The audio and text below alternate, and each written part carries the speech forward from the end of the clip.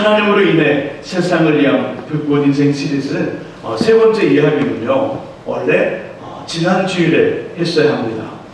하지만 추석 연휴 기간이라 예배를 우리 믿음의 귀한 성도님들이 많이 이동을 하셔서 한 주는 다른 말씀을, 지난주에 다른 말씀을 나눴고요, 이 시간 세 번째 이야기를 나누고자 합니다. 오늘은요, 퀴즈와 함께 설교를 시작할까 합니다. 예수님과 관련된 것인데요, 퀴즈 한번 잘 들어보시고요, 마음에 한번 답을 맞춰보시기 바랍니다. 첫 번째 퀴즈, 이 땅에 오신 주님을 보고 처음으로 맞이한 사람들이 있습니다. 누구일까요? 이 땅에 오신 예수님을 처음으로 맞이한 사람들 있습니다. 황금과 유향과 몰약을 선물로 드렸던 동방 박사들일까요? 아니면 세례 요한일까요? 정답은 잠시 후에. 두 번째 퀴즈입니다. 이 땅에 오신 예수님을 믿어 구원받은, 예수를 통해 구원받은 첫 번째 사람들이 등장합니다. 예수를 믿어 구원받은 첫 번째 사람 누구일까요? 예수님의 어머니 마리아? 아니면 요셉? 이 답도 조금 후에 나누겠습니다. 세 번째 퀴즈, 처음으로 이 땅에 오신 예수님을 우리에게 구원을 주시는 분으로 전했습니다. 또한 하나님의 아들로 전하면서 선포한 사람들이 있습니다.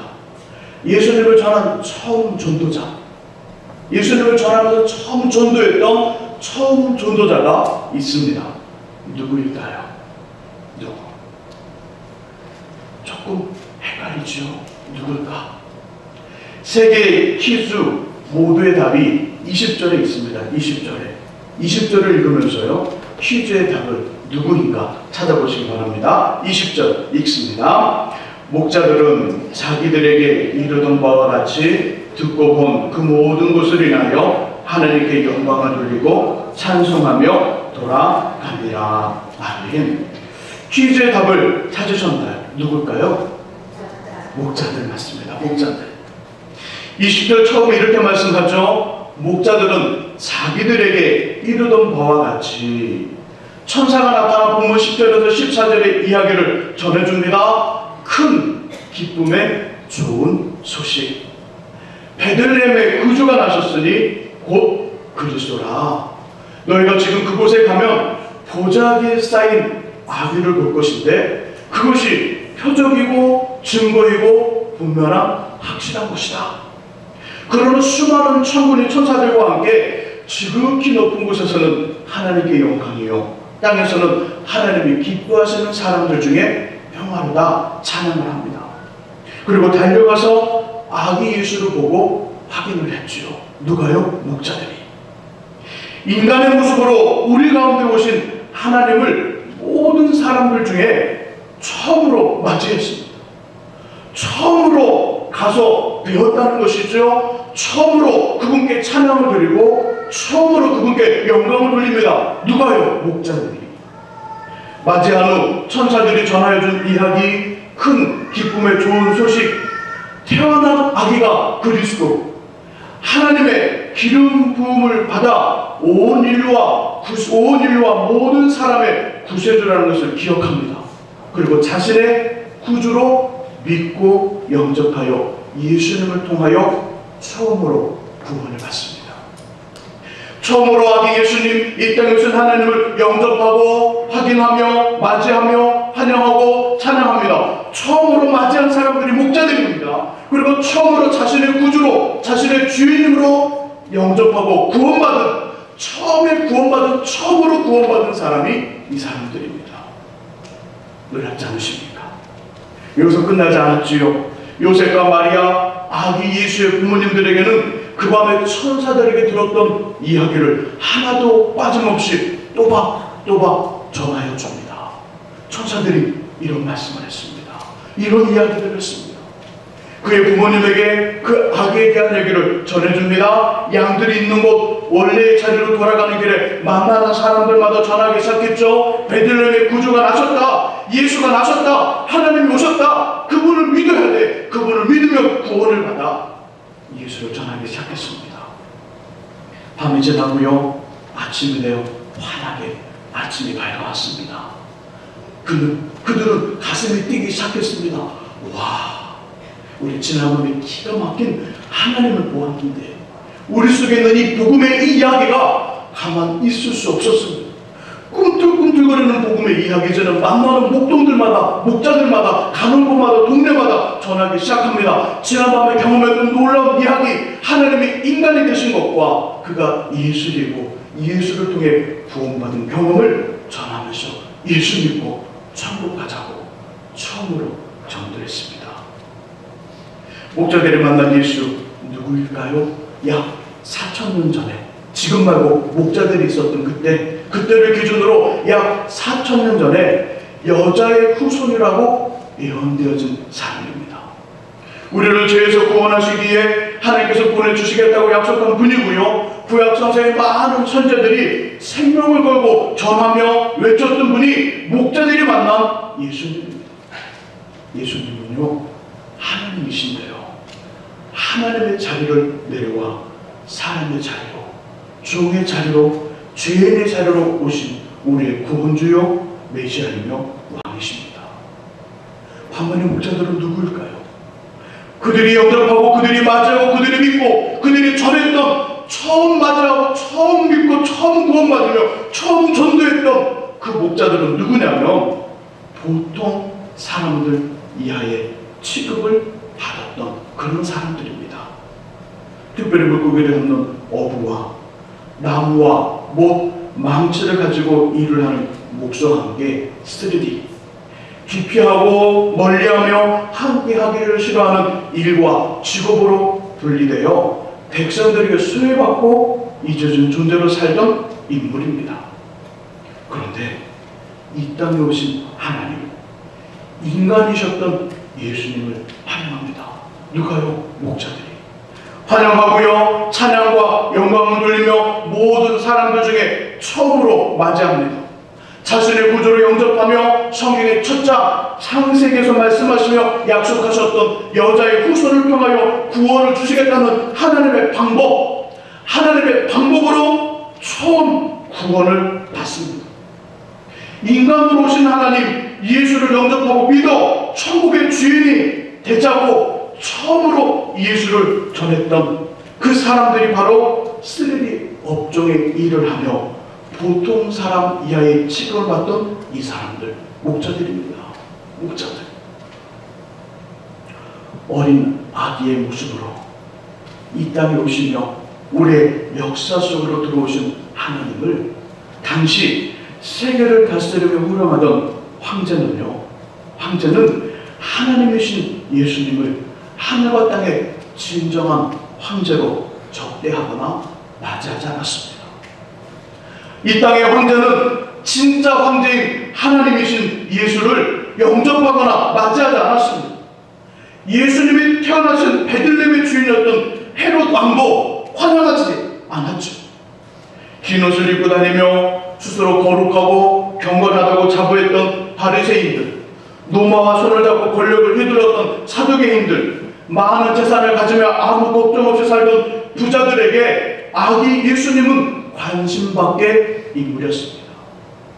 하지만 평생을 양이나 염소의 똥을 치우고요, 어느 때에 어느 장소에 가면 푸른 풀과 마실 수 있는 물이 있다는 정보를 가지고 그날을 기다리며 짐승의 아버지로 살다가 차가운 밤이슬과 함께 없어진 인생이 세상을 다스리던 황제도 하지 못하고요, 지역의 주인이었던 왕도 사람들의 존경과 사랑을 받던 종교 지도자와 권력과 부를 가진 힘 있는 사람들이 하지 못한 일을 합니다.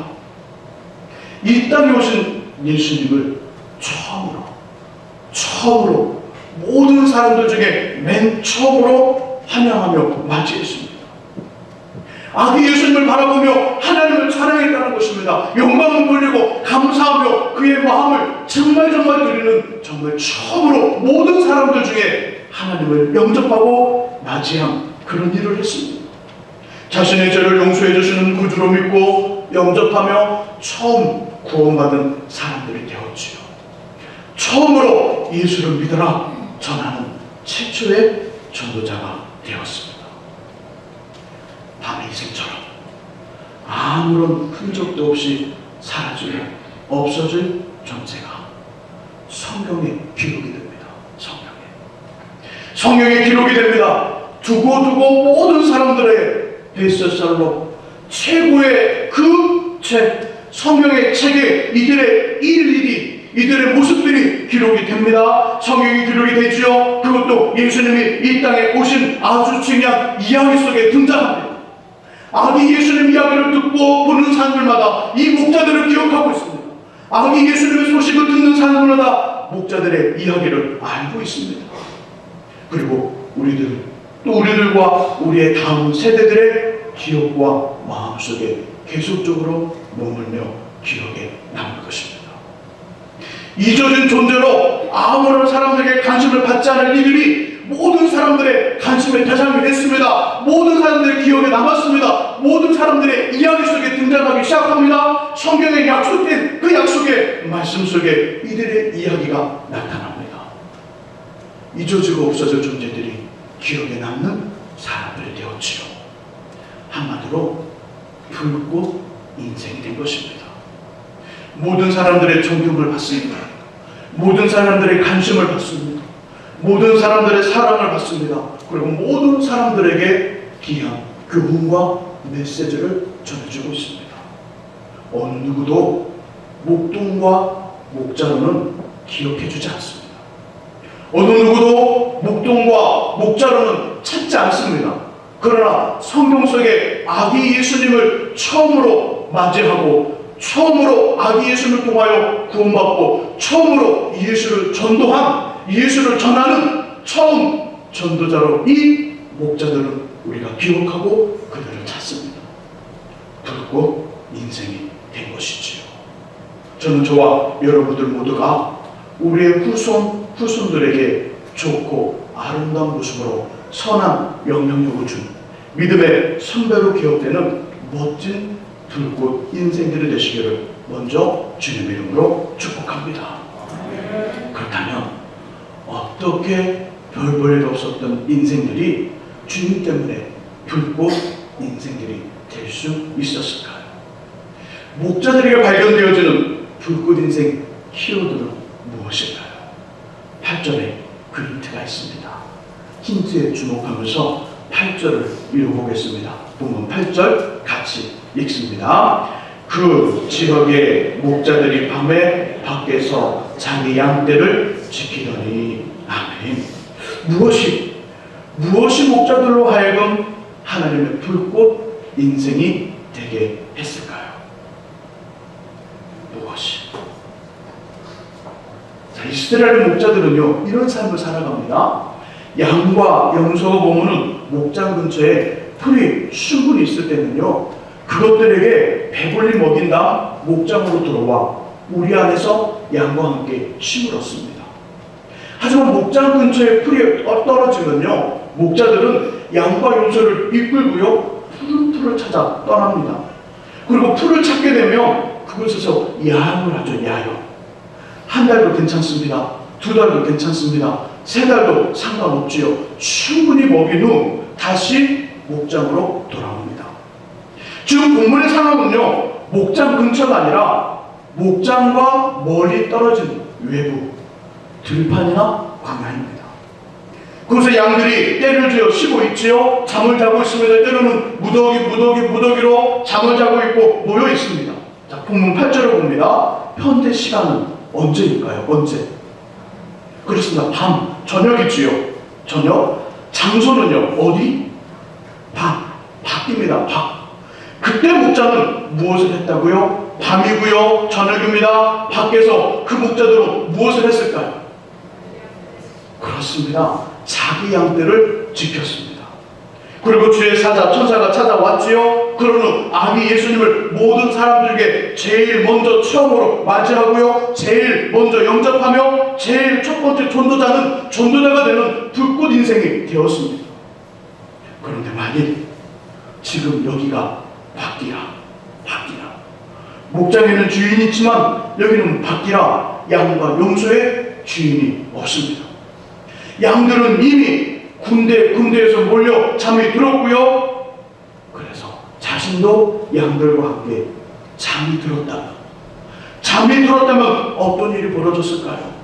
그 밤에 자신들을 찾아와 아기 예수님의 소식을 전하게 찾아온 천사를 맞이할 수 있었을까요? 천사를. 잠이 든 목자를 보고 주님의 사자는 어떻게 했을까요? 잠이 든 목자를 보고 천사들은, 주의 사자는 어떻게 했을까요? 큰들을 깨웠을까요? 아니면 어떻게 했을까요? 그냥 갔을 것입니다. 잠이 든 목자를 보고 천사들은 그냥 갔다는 것이죠. 왜냐하면 주변에는 잠이 든 목자 말고 깨어있는 다른 목자들이 수없이 많기 때문입니다. 분명히 밤이 된 이스라엘의 광야는요, 우리가 상상한 것 이상으로 춥습니다. 매우 춥습니다. 외롭고 쓸쓸한 곳입니다. 이런 상황에서도 잠이 들지 않으며 자기의 양떼를 지키는 목자들에게 발견되어지는 것은요, 성실함입니다. 성실함. 보통 이하의 삶을 살았던 목자들은요, 성실함을 통하여, 오늘 본문의 목자들은 성실함을 통해 자신을 찾아온 주님의 사자를 영접하고요, 주의 천사들을 영접하고요, 우리의 삶과 역사 속으로 들어오신 예수를 통하여 불꽃 인생이 되었습니다. 그러므로 목자들을 통해 주시는 불꽃 인생 키워드 세 번째는요, 성실함입니다. 성실함. 성실함하면 많은 사람들이 고민을 합니다. 어떤 것일까? 성실함이란 특별한 것이 아닙니다. 나에게 주어진 자리에서 그 자리를 지키며 그 자리에 서 있는 것입니다. 이것이 성실함입니다. 다시 한번요, 성실함이란 특별한 것이 아닙니다. 나에게 주어진 자리에서 그 자리를 지키며 그 자리에 서 있는 것, 이것이 성실함이라는 것이죠. 이것을 통해 불꽃 인생이 될 수 있는 기본 토양, 하나님이 하늘의 은혜, 불꽃 은혜를 부을 수 있는 그릇이 됩니다. 하나님은 성실함이라는 우리 그릇 안에 은혜를 부어주십시오. 불꽃 은혜를 부어주셔서 불꽃 인생이 되게 하신다는 것입니다. 목자들에게 발견되어주는 그 불꽃 인생, 아주 중요한 키워드, 그 목자들에게는 성실함이 있었습니다. 성실함. 자신에게 주어진 자리를 지키고 그 자리에 서 있는 성실함. 구약성경 사무엘상 16장에는요, 엘리야, 아비나답, 삼마, 그리고 8번째 아들인 다윗을 둔 이스라엘 사람의 집에 잔치가 벌어집니다. 잔치가. 왜냐하면 최고의 선지자인 사무엘에게 연락이 왔기 때문이지요. 오늘 당신의 동네에 가서 하나님께 제사를 드릴 텐데 당신과 당신의 아들들을 데리고 그곳에 오십시오. 아무래도 하나님께서 당신의 아들들에게 특별한 기름 부음이 있을 것 같습니다. 이새는 이 소식을 자신의 8 아들에게 전했고요, 약속한 날이 되어 아버지와 아들들이 함께 사무엘 선지자 앞에 섭니다. 사무엘은요, 하나님의 명령에 따라 이스라엘의 2번째 왕을 세우기에 기름을 준비하여 첫째 아들 엘리압을 보자마자 기름을 부으려 합니다. 하지만 하나님 이렇게 말씀하죠. 이미 그를 버렸으니 다른 아들을 보자. 그렇게 7명의 사내 아이가 선지자 앞을 지났고요, 사무엘은 이새에게 더 이상 당신의 아들이 없습니까? 이렇게 묻자 이새는 조용히 말합니다. 양을 지키는 나온의 아들이 있습니다. 그래, 그러면 그 사람을 빨리 데려와라. 그 아이를 데려와라. 그 아이가 오기 전에 우리는 아무 일도 하지 않고 아무것도 먹지 않을 것이다. 그리고 막내인 다윗에게 사무엘 선지자는 이스라엘의 2번째 왕이 될 것이라는 의미로 하나님의 기름을 붓습니다. 하나님을 통해 불꽃 인생이 되기를 소원하시는 믿음의 성도 여러분, 다윗의 입장에서 그 이야기를 한번 생각해 보십시오. 아버지가 이런 말을 들었습니다. 오늘 우리 동네에 사무엘 선지자가 오셔서 예배를 드리는데 나와 너희들 8 아들을 초청하셨다. 이 말을 들은 막내 다윗의 마음에 이런 마음 생기지 않았을까요? 아버지와 형들과 함께 그곳에 가보고 싶다. 그 예배드리는 그 제단이 있는 하나님의 기름 부음이 부어주는 그곳에 가보고 싶다. 설사 자신에게 아무런 일이 일어나지 않아도 궁금하고요. 사무엘 선지자의 얼굴 보고 싶었을 겁니다. 그런데 딱 오늘 양을 지키는 당번입니다. 8아들 중에 막내인 다윗이 오늘 그날 사무엘 선지자가 자신의 동네에 와서 예배를 드리고 기름을 부는 그날 다윗이 당번인 거예요. 양을 지켜야 되는 당번. 만약 제가 다윗이라면 호주머니에 있는 좋은 것 하나 꺼내 집에 있는 종에게 주면서 나 대신 오늘 양들을 지켜달라고 부탁을 하고요. 그곳에 갈 것입니다. 여러분들은 어떻게 할 것입니까? 여러분들은 오늘 저녁 예배에 강사로 오시는 목사님이 아주 유명한 목사님입니다. 말씀은 너무 은혜롭고요. 주님의 기적과 능력도 나타납니다. 그런 분이 오늘 밤 우리 교회에 오십니다. 그러나 여러분들이 당번입니다. 1년 12달 24시간 꺼서는 안 되는 불이 있어 그것을 매일매일 한 사람씩 돌아가면서 지키는데요. 안타깝게도 오늘이 여러분들이 지키는 날이지요. 여러분의 다른 사람들 전혀 없습니다. 그렇다면 어떻게 하시겠습니까? 목사님이 그렇게 질문이라고 하십니까? 당연히 불을 지켜야죠. 당연히. 이러면 속상합니다. 이러면 속상한 거예요. 목사님, 저는요 불을 하나님께 맡기고 그냥 올래요. 하나님께서 알아서 해주실 거예요. 대단한 믿음이지요. 하지만 저의 식구로는 환영하고 싶지 않네요. 어떻게 할까요? 어떻게 하면 좋을까요? 다윗을 통해 그 답이 주어졌습니다. 다윗은 어떻게 했을까요? 다윗은 양떼를 지키는 곳에 갔을까? 아니면 사무엘 선지자가 있는 그곳에 갔을까요? 양떼를 지키는 곳에 갔습니다. 양떼를 지키고 양떼를 돌보는 그날의 당번이 자신이기 때문에 가고 싶으며 하고 싶은 일이 아니라 자신의 자리를 지키는 성실함을 선택했습니다. 성실함을. 결국 다윗은 양떼를 지키는 성실함의 자리에서 왕이 되는 하나님의 선택, 주님의 부르심을 받은 것입니다. 갈등과 선택의 순간에 섰을 때 결정과 결단의 기준은요, 이익이 아닙니다. 어느 선택의 자리에 서고 어느 결정과 결단의 자리에 섰을 때 그 결단과 그 결정의 기준은요, 나에게 이익이 있는가 이익이 없는가, 이익이 아니라 나에게 주어진 자리를 지키는 성실함이 선택과 결정과 결단의 기준입니다.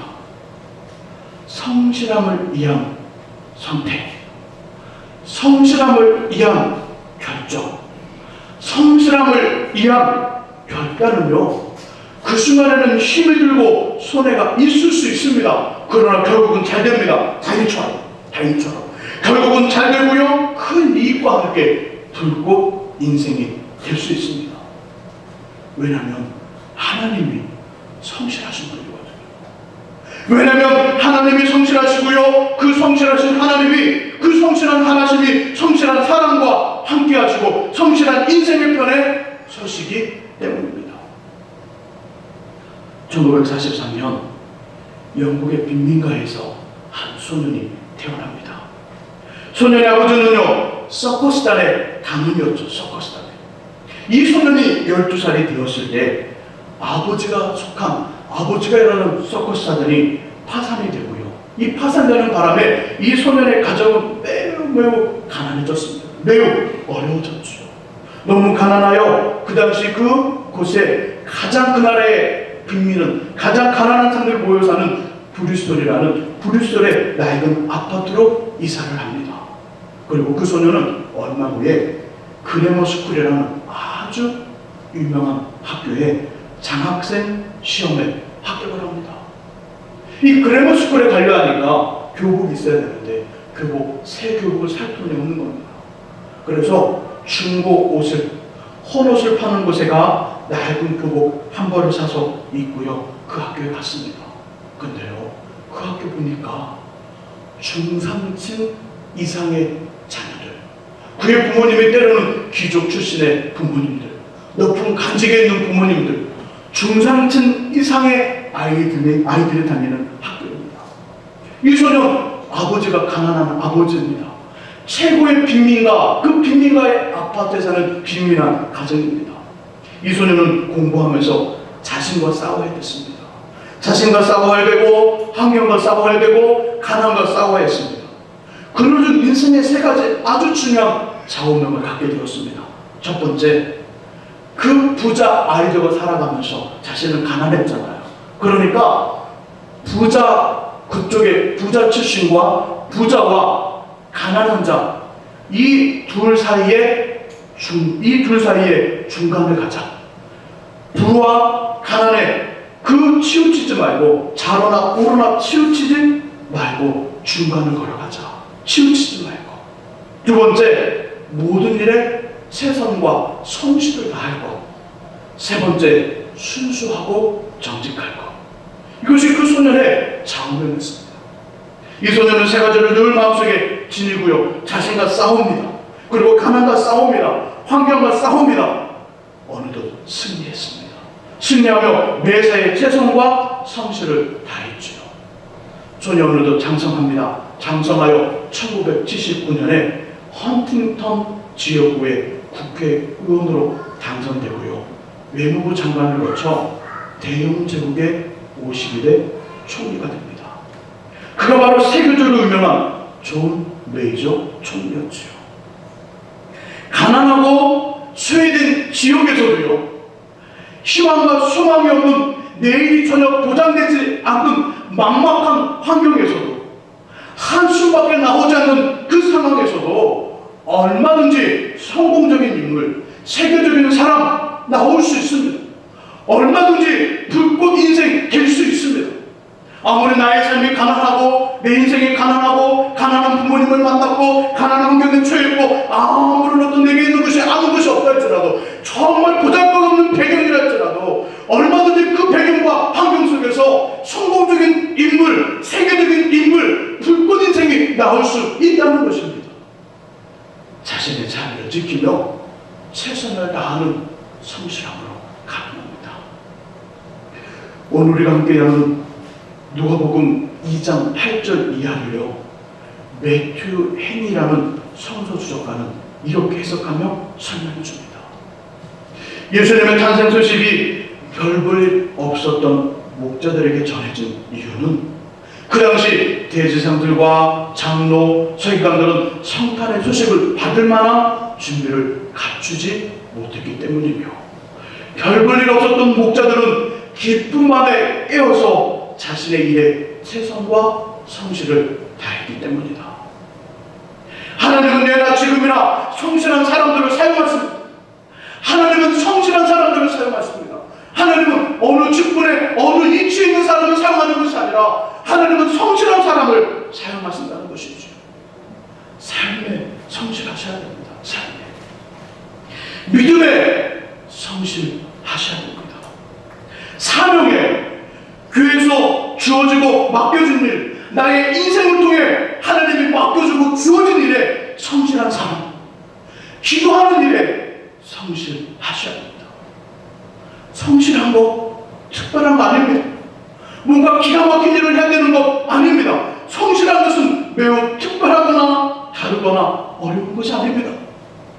성실한 것은요, 자신의 주어진 자리에 서서 그 자리를 지키는 겁니다. 그 자리를 지키는 것. 하나님은 얼마든지 우리보다 능력이 많기에 그 자리를 지키고는 성실한 사람을 통하여 자신의 일들을 하시는 겁니다. 하나님이 하시는 것이지 우리가 뭔가 특별한 일을 하는 것은 아닙니다. 성실하게 자신에게 주어진 자리에 서서 그 자리를 지킬 때 성실하신 하나님이, 능력 많으신 하나님이 그 자리를 지키는 성실한 사람을 통하여 하나님의 역사를 이루어 간다는 것입니다. 주일이 되면 성도의 자리는 어디일까요? 성도의 자리, 침대와 이불 속, 텔레비전 앞이 아닙니다. 말씀과 기도, 찬양, 하나님의 임재가 있는, 하나님의 역사가 있는, 하나님의 은혜가 있는 예배 드리는 것입니다. 그 자리에 나와 그 자리를 지키며 주님의 임재 안으로 들어가는 것이 성실한 성도입니다. 성실한 성도는 다른 사람이 아닙니다.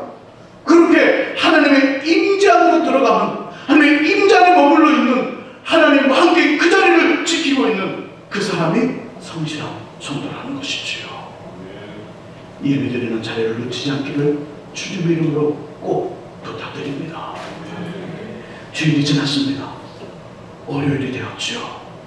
성실한 크리스찬은요, 자신에게 주어진 지금의 환경과 상황, 일과 주변에 만족하고요, 감사하며 최고의 삶을 살고자 땀을 흘리는 사람입니다. 나에게 지금 주어진 환경, 상황, 일들에 만족하는 것이지, 지금보다 더 나은 삶을 위한 도전 반드시 필요합니다.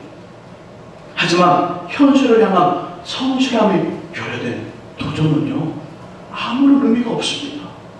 행여 도전에 성공한다 할지라도 만족함이 없는, 계속 다람쥐 쳇바퀴 도는 삶이 반복될 것입니다. 가정에 대해서도 성실하시기를 바랍니다.